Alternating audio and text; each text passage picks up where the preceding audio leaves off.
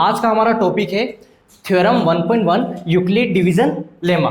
इसको हम समझते हैं। देखिए क्या दिया हुआ है नाम, यूक्लिड डिवीजन लेमा। तो सबसे पहले मैं आपको बता दूं कि यूक्लिड जो है वो क्या है, एक साइंटिस्ट नेम है।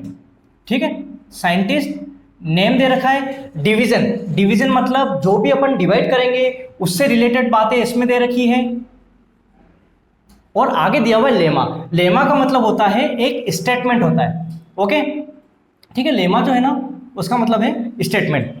अब इधर समझे आप, एक एग्जांपल अपन शो करेंगे। If a and b are two positive integer then they must satisfy the condition a is equal to B Q plus R, where क्या दे रखा है, r जो है 0 से बड़ा और बराबर बता रखा है और b से क्या बता रखा है, छोटा बता रखा है। अब क्वेश्चन क्या उठता है कि सर a क्या है, b क्या है और r क्या है। अब अपन देखते हैं इधर।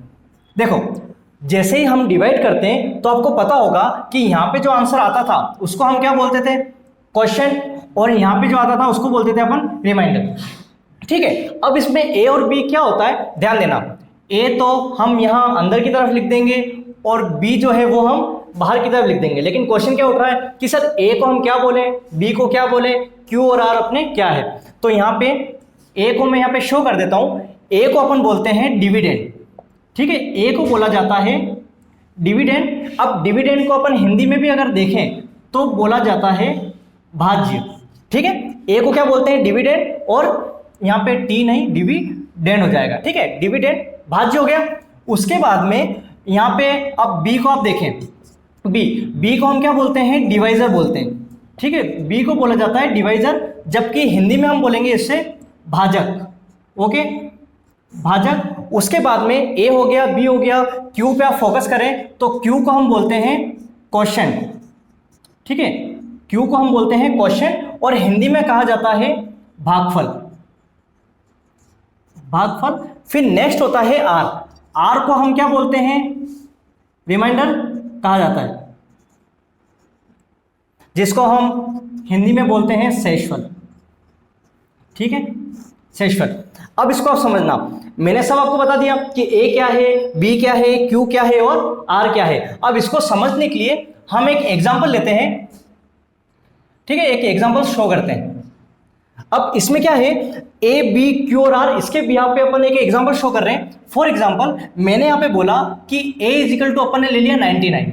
ठीक है, बी इज इक्वल टू हमने मान लिया 5 ले लेते हैं। ठीक है, जब भी हम इसको क्वेश्चन को सोल्व करते हैं तो आपको पता होगा कि जब अपन छोटी क्लास में थे तो उसमें क्या था, डिवाइड तो कर रहे थे, लेकिन हमें ये पता नहीं था कि बी क्या होता है, ए क्या होता है, क्यू क्या है, आर क्या है, ये हमें पता नहीं होता है। ठीक है, तो अब हम क्या कर रहे हैं, डिवाइड कर रहे हैं। जब भी डिवाइड का कोई रूल आता है तो दो चीज होती है, अपन को निकालना क्या होता है, क्वेश्चन क्या आएगा और रिमाइंडर क्या आएगा। तो अब इधर समझो। ठीक है, अब जैसे ए कितना है 99, तो यहाँ पे अपन ने लिख दिया 99। बी कितना है 5। अब हम इसको डिवाइड करेंगे 5 के टेबल में। अब देखो 2 डिजिट तो तब लेनी है जब 1 डिजिट में डिवाइड नहीं हो। तो 1 डिजिट में डिवाइड हो रहा है तो पहले उसको कर लो।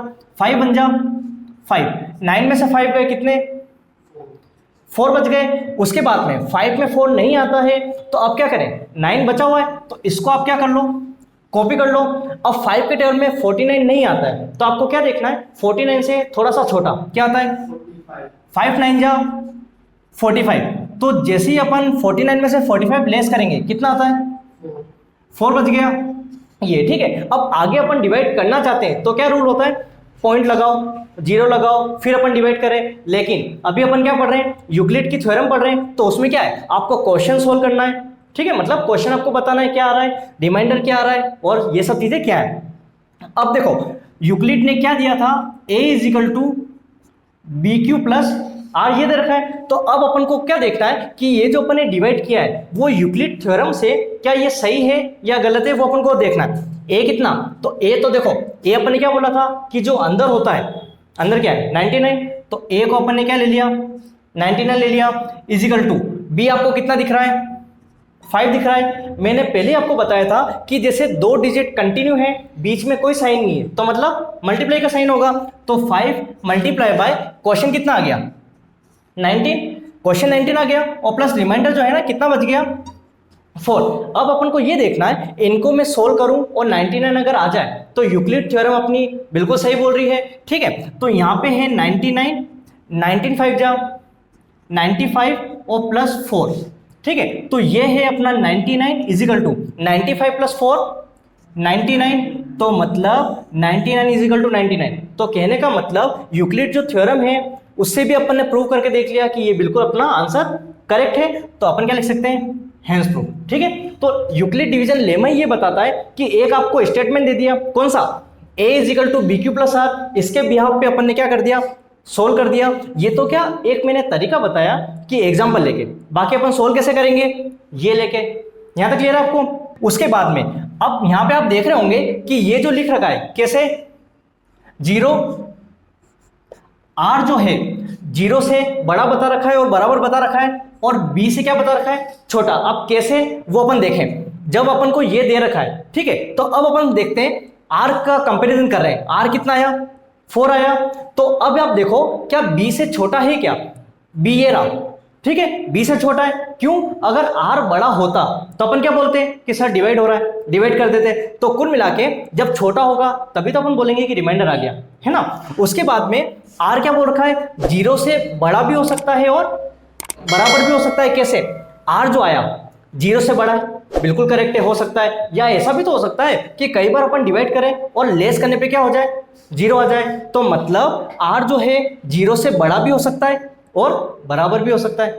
क्लियर है तक, ठीक है। तो यही अपनी यूक्लिड डिवीजन लेमा थ्योरम है। क्लियर।